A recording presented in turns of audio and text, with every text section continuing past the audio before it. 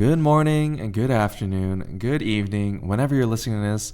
Welcome back to our podcast, Hidden Points, where we cover our hidden pointers regarding all things career services, professional development, and jumpstarting your professional lives. Yeah, we are your co-hosts today. My name is Kevin Huang. I am a career coach for the College of Health and Public Service at University of North Texas. So if you haven't seen our episode already, this is who I am again. I work specifically with majors related to criminal justice, emergency administration planning, urban policy and planning, as well as nonprofit leadership studies. Mm-hmm. And my name is McMillian, and I am a career coach for the College of Liberal Arts and Social Sciences here at the University of North Texas. Go Mean Green. I see media arts majors as well as converged broadcast media majors who would be working in a studio such as this one. And I've currently taken on communication studies, which is what I pursued in undergrad. Mm-hmm. Yeah. Previous episode, it was Halloween. I'm pretty sure it was Halloween. Yes. We talked a little bit about what the Career Center is, what we offer, and also kind of our story and background connecting to professional development as well as career development, as well as how we interact with career centers across different universities during our undergrad time and also our graduate time.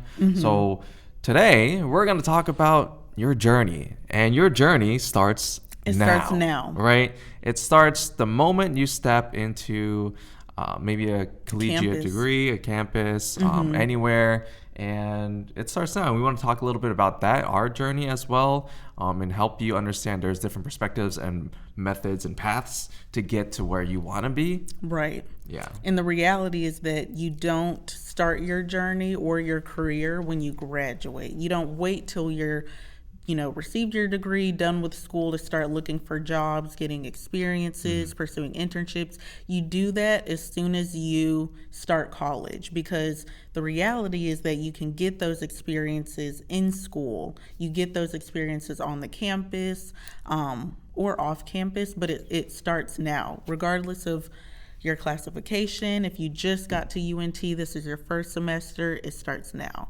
If you're graduating next semester or this semester, hopefully you would have got a little bit further in your career, but if not, we're here to help you.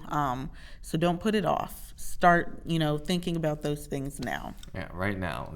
And especially I feel like when students come into college, they start to think, oh, I'm here for just my education, just to get my degree, and then I'm out. I'm going to find a job instantly. But then we find a lot of issues and troubles with students finding jobs if they've only been here for the degree. Right. Because a lot of employers are looking for external opportunities and experiences on the resume so that they can be confident to hire this person, whether it be involvement on campus or even just internships, externships, practicums, shadowing. All of these experiences culminate into a holistic understanding of what it means to work for a certain position. So that's where these 4 years are really important and pivotal to a student's experience to essentially be a really good hire and good candidate for the future. So right. And even if you feel like you can't get the experience you need for like the industry you're pursuing on a campus, that is not true.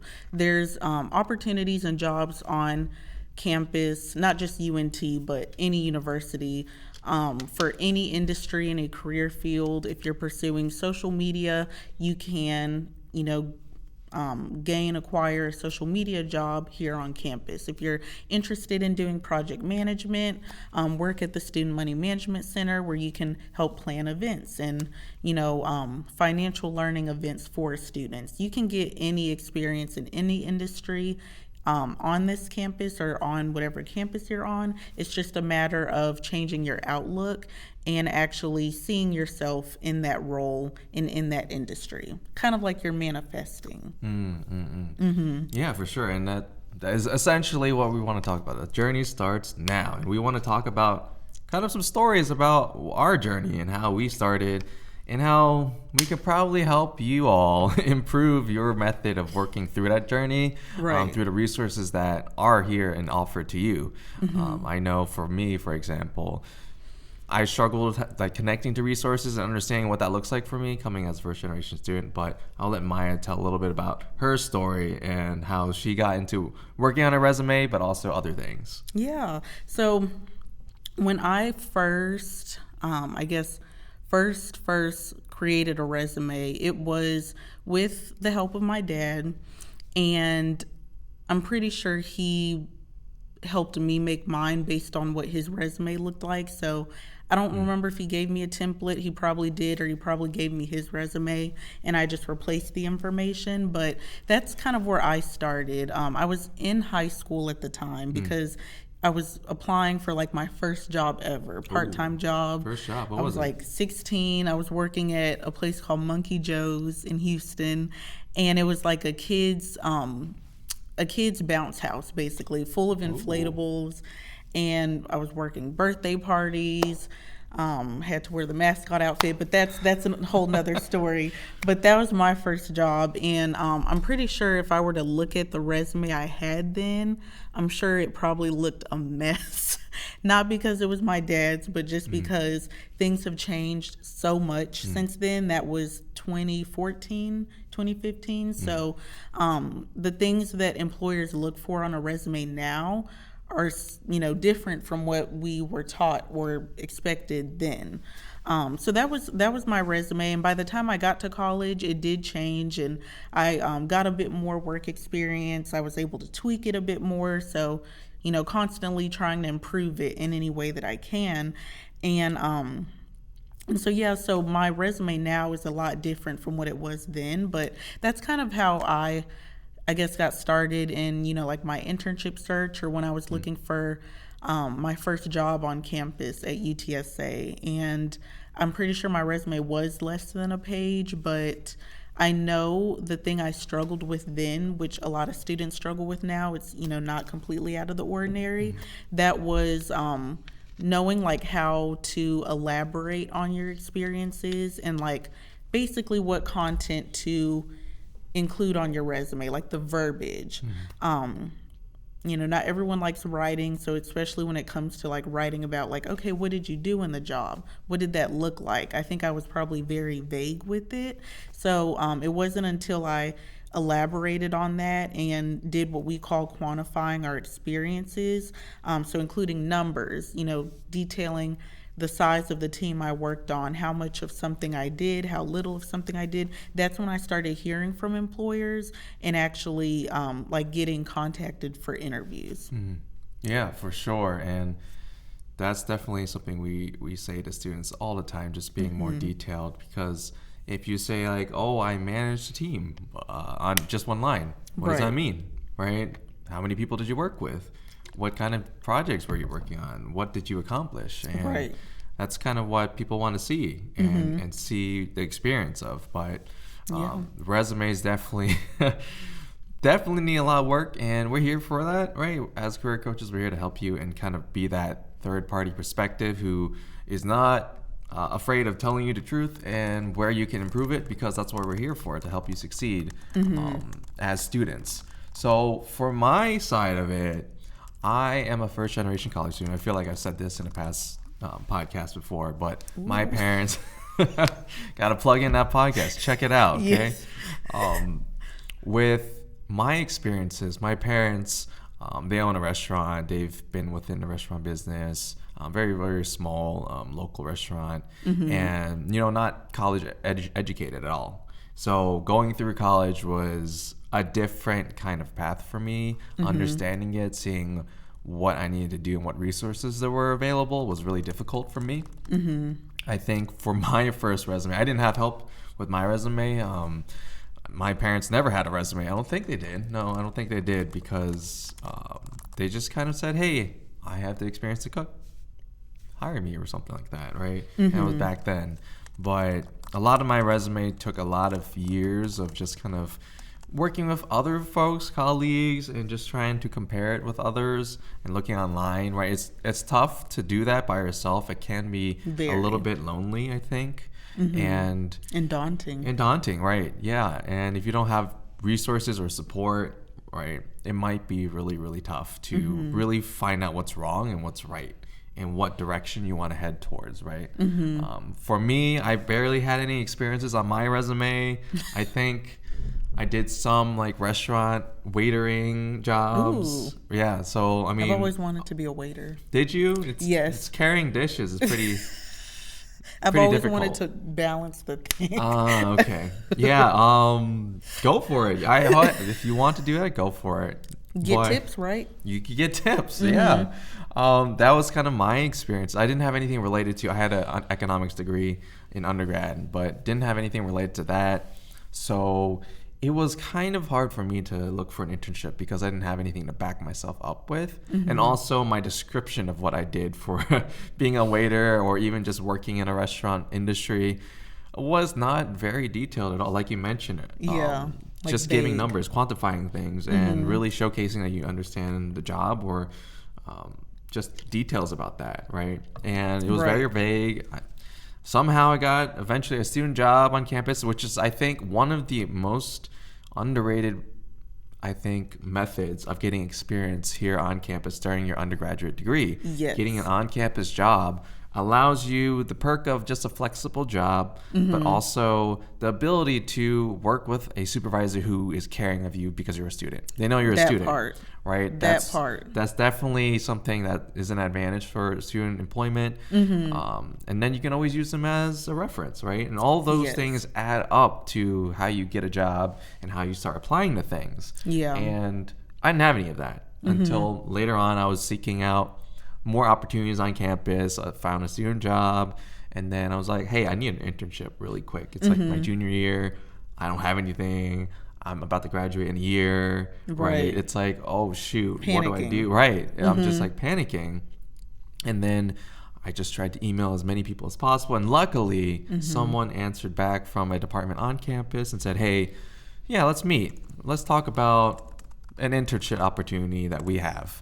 And Right. then hopefully we can have some student employment lined up for you after, which it did, which led to this job eventually, which is a whole story. I'm not going to say it right now, but you never know what might happen with opportunities for reaching out, networking, where you can find your future, essentially. Yes. Right. And to kind of go off of, like, you mentioned your serving experience, like being a waiter, it all boils down to, like, even if you think, you know, all I did was like serve food or work in fast food, and that's not going to get me anywhere, you know, employers don't care about that. Not true. Like, it all boils down to your outlook on the job and how serious you took it, but also, like, what did you learn from that job? Like, if you are very vague about, you know, the experience and the job itself on your resume, and you just see it as, oh, it was just fast food, part-time job, I didn't learn anything, employers will feel that through, you know, the interview or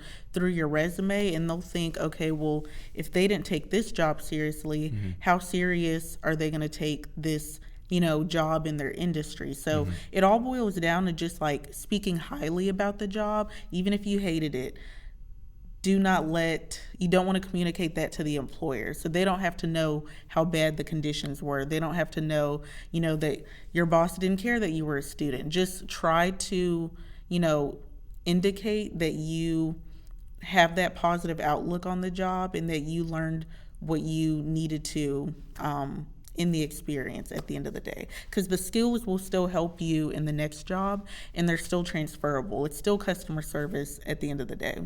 Yeah, for sure. And all of these things add up, right? We mentioned this journey starts now. It does. All of these things add up. If you did like a high school job in fast food, that adds up to you having experience working in a professional manner, which leads into a potential good outlook for an internship you might apply to, right? It shows that you already worked professionally, you worked with a team, you worked with people, right? Depending on what it is, right? But that gives you leverage to go for that internship, which will add on again, get an internship and then get another internship, et cetera, which we'll talk about the direction of where you can probably go towards if you're looking to start your journey now, if you're a first year now, even if you're a second year, third year, fourth year, your journey can start whenever, right? It starts, but yeah. we're hoping to reach you early on so Yes. that we can kind of get your head around understanding that it starts immediately once you step foot onto campus. We don't want you to wait last minute till you're a senior about to graduate and then you're, panicking that you don't have the experience you need.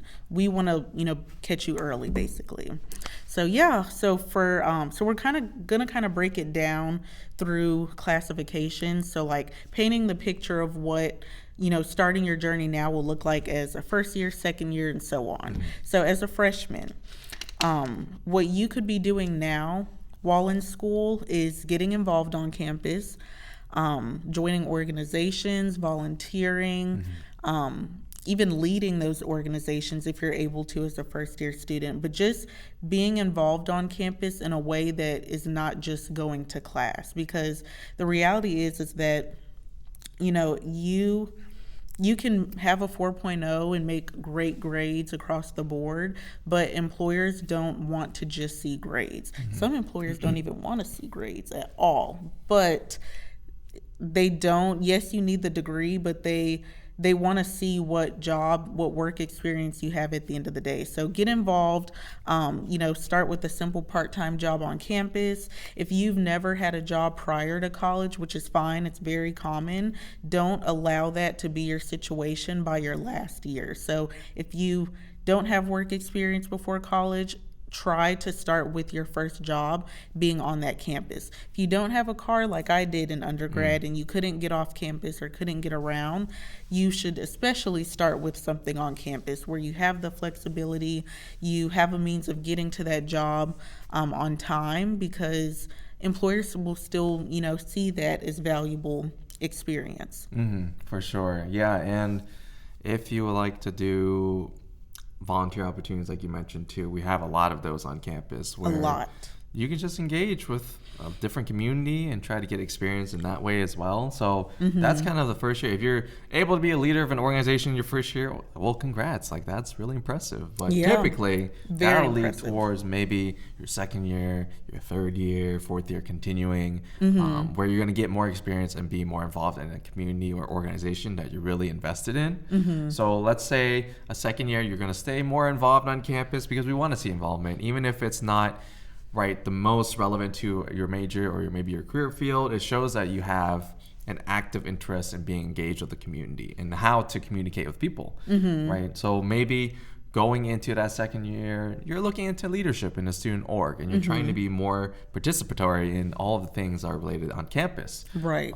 Then you start to think about, what am I going to do for my career? So what can I do with my major? That's something that you can always ask us and figure out. Like, maybe you've enjoyed being in this class, but you didn't like the class that you originally signed up for. That could be a transition in career, potentially, right? That's and right. then even thinking about internships, because once you start thinking about your career, you have to start thinking about internships coming up, because those are going to come up really quick. Once you're in your second year, you have to start thinking about doing one really soon, and then prepare for essentially job hunting in 2 more years, right? That's scary. And great example, when I got an interview and acquired my first internship, they asked me more about my student org involvement than they did about my actual work experience, because I had work experience, but they probably briefly covered that and then was okay, what's this org about? What are you doing in it? And I was surprised, but I was prepared to answer those questions. What were some of the student orgs that you were in? I was in undergrad. Yeah, for sure. I had a student associate position on campus that worked with all of the Asian, Pacific Islander, and Desi American orgs on campus. So it was more and I was a part of different orgs on campus, but I liked my job in that I held events and programs that brought in all of the orgs together to essentially have a good time, whether it be educational or it could be just social related.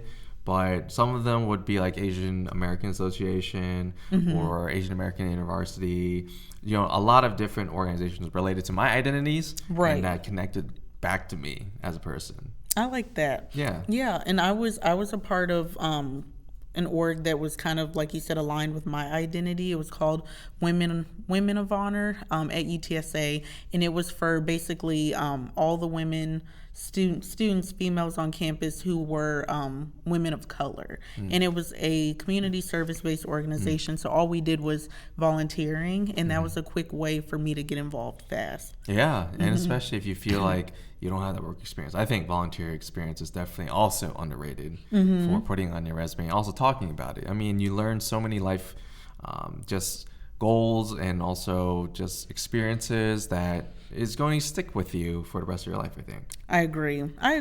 Yeah. Yeah. And then our outlook, there's 2 more years plus if you stay longer, but with the third year, you're going to have an internship somewhere, right? Right. You have to, or most likely have to, right? If an employer is looking into your resume, they'll probably want to see an internship.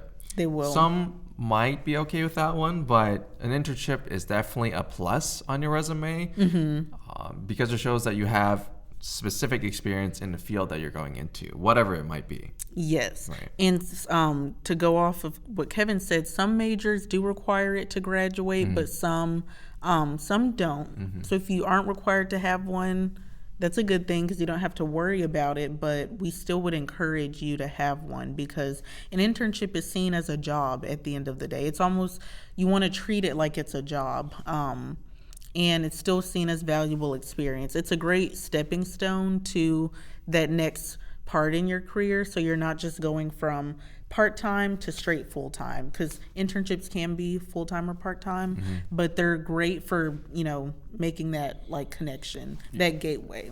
Yeah, exactly. And I know a lot of folks that transition from an internship to a full-time position right after undergrad. So those are also good opportunities to even get a job like instantly. Yes. Sometimes they'll even offer you a job right after an internship if they really found you to be a very great part of their team and they want to see you thrive in the next part, right? Exactly. Oh, I forget the statistics. I should know this, but a large percentage of people who are hired in companies, it starts with having known someone already or having already worked in that company. So they know your face and they know what you've done, and everyone there is familiar with who you are versus like a total stranger coming from the quote unquote outside.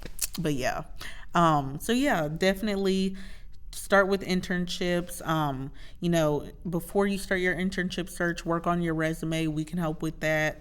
The earlier you fix your resume and tweak it, the less you have to worry about doing that later, basically. Yes, and with your resume, it's almost as if it's your first impression with a company or an employer or a hiring manager or a recruiter, right? If they don't see who you are physically, then that's the first thing they see, your resume, and who you are is what is on that piece of paper or electronically, that piece of paper. Exactly. So it's important to make it perfect almost. And just to correct all grammar issues, spacing issues, everything needs to be no stale resumes. Perfect. No stale, no stale resumes. It just has to be, I guess, a perfect image of you before they even see you. Right, and even if you think, oh, they're not going to notice a little misspelling, or they're not going to notice, this word being capitalized and that one being lowercase when it should. Like, if you think they're not going to notice those little things, they do, because the reality is, it's like Kevin and I sometimes sit on hiring committees for people who are like applying for positions in our office, and when we look at the resumes, even if they're way more experienced than we are, we still notice the little things. So never assume that an employer is just gonna completely overlook that, or just not ask about it. And if you read something on your resume and it doesn't make sense, we're kind of getting more into resumes because that could be another episode. But if you think if you see something that doesn't make sense, it's not gonna make sense to them either. So work on that sooner. And like Kevin said, doesn't hurt to have more than one leadership experience. The more the merrier. To me, it just shows more experience. Yeah. And transitioning into the fourth year, your senior year. By this point, we would hope that you've completed an internship or are in the process of starting an internship. If you've already done one, do another. You can complete more than one internship, and also just focus more during this time on your job search. So do you still want to work in the industry that you've been studying for 4 years now? Are you still passionate about that industry? What specific job do you want after graduation? And if you don't know what that would be, check out our website. We have the resources for that too. Yeah, that's a great point. And we talk about opportunities with the Career Center to help you establish your journey and where it starts now, right? Right. So some things, obviously, we've mentioned it and plugged it a lot. Meeting with your career coaches, which is invaluable to have someone look at all of your information and connect it back to what you're trying to get to. So whatever job that might be, whatever opportunity that might be, internships, etc. We are here for looking over everything that you have to bring to the table, whether it be helping you through the search and looking on different platforms to find out what internship opportunities you have, or even more. So that includes like resume reviews, cover letter reviews, career outlook, and looking into your internship options with us, as well as connecting to our internship specialists in the Career Center, where we can kind of figure out what opportunities employers are offering right now. Exactly. Because I'm spacing, but the reality is, don't wait last minute. Seek our assistance as early as you can, and even if you catch us and you're like on your way out of school, we'll still do the very best that we can to help you, get that job. Say you graduate, you still have access to all of our services. You can still make appointments with us. We do have a career coach, Amy, who specializes in working with alumni specifically. So if you still need help in the areas of professional development, you could book with Amy, and she's another career coach. So she would pretty much set you up for success so that you feel good moving forward. And just don't wait last minute. Don't rely heavily on your grades to get you far in your career. Focus more on your experiences and what you've done.